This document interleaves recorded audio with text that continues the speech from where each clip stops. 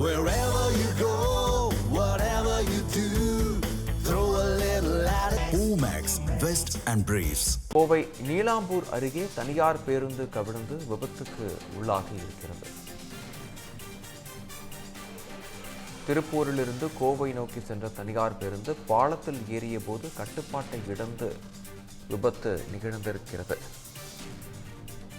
இது குறித்த கூடுதல் விவரங்களை வழங்க இணைகிறார் எமது செய்தியாளர் சுரேஷ். சுரேஷ், விவரங்களை வழங்கலாம். வணக்கம் விக்னேஷ்.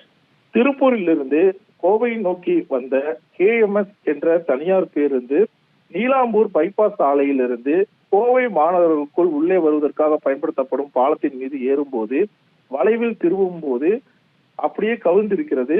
இதில் அதிகப்படியான மக்கள் காயமுற்றிருக்கிறார்கள். தற்சமயம் அவர்களை மீட்டு மருத்துவமனைக்கு அனுப்பும் பணிகள் நடைபெற்று வருகின்றன. அங்கிருந்த பொதுமக்கள், அந்த சாலையில் பயணித்தவர்கள் என முதல் கட்டமாக அவர்கள் உதவியுடன் சில பயணிகள் மீட்கப்பட்டார்கள்.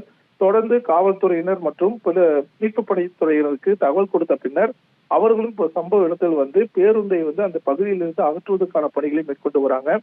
இதில் முதல் கட்டமாக நமக்கு கிடைத்த தகவலின்படி அதிக பயணிகளை ஏற்றி வந்ததே இந்த விபத்துக்கு காரணம் என கூறப்படுகிறது. ஏன்னா தொங்கிய நிலையில் இது கிட்டத்தட்ட வேலை நேரம் என்பதால் தொங்கிய நிலையில் இந்த பேருந்தில் அதிகப்படியான பயணிகள் படிகத்தில் தொங்கிய அந்த தனியார் பேருந்து நீலாம்பூர் பைபாஸ் சாலையிலிருந்து மாநகர் பகுதிக்குள் வருவதற்காக வரக்கூடிய அந்த பாலத்தின் மீது ஏறும்போது வளைவில் திரும்பும் போது அப்படியே கவிழ்ந்திருக்கிறது. அந்த தொங்கிய பயணிகள் கவிழ்ந்ததால் அதிகப்படியான பயணிகள் காயமுற்றிருக்கிறார்கள் என்று கூறப்படுகிறது. முதல் கட்டமாக உயிர் சேதம் ஏதும் இருக்கிறதா என்ற தகவல் இதுவரை இல்லை. படுகாயமுற்ற மக்களே அங்கிருந்து மீட்டு மருத்துவமனைக்கு அனுப்பும் பணிகள் சென்று கொண்டிருக்கின்றன. இருந்த போதிலும் அதிகாலை வேளைகளில் அதிகப்படியான தனியார் பேருந்துகள் அதிவேகத்தில் இயக்குவதை வழக்கமாக கொண்டிருக்கிறார்கள். குறிப்பாக கோவை, திருப்பூரை பொறுத்தளவுக்கு 2 மாவட்டங்களைச் சேர்ந்த மக்களும் அடுத்தடுத்த மாவட்டமாக இருப்பதால் வேலை வாய்ப்புகளுக்காகவும் கல்விகளுக்காகவும் பேருந்துகளிலேயே அதிகமாக பயணிக்கிறார்கள்.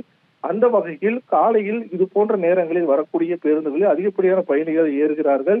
எனவே இது போன்ற ரஷ் அவர் டைம்கள்ல அதிகப்படியான பேருந்துகள் இயக்க வேண்டும் என பயணிகள் கோரிக்கை விடுத்திருக்காங்க. இருந்த போதிலும் அதிவேகமாக சில தனியார் பேருந்துகள் இயக்குவதாலே இது போன்ற விபத்துகள் ஏற்படுவதாக கூறப்படுகிறது. அந்த வகையில் தற்சமயம் விபத்துக்குள்ளான பேருந்து அதிக பயணிகளை ஏற்றியதோடு அதிவேகமாக வந்து பாலத்தில் திரும்ப முயன்ற போதுதான் பேருந்து கவிழ்ந்து விபத்துக்குள்ளாயிருக்கிறது. விக்னேஷ்,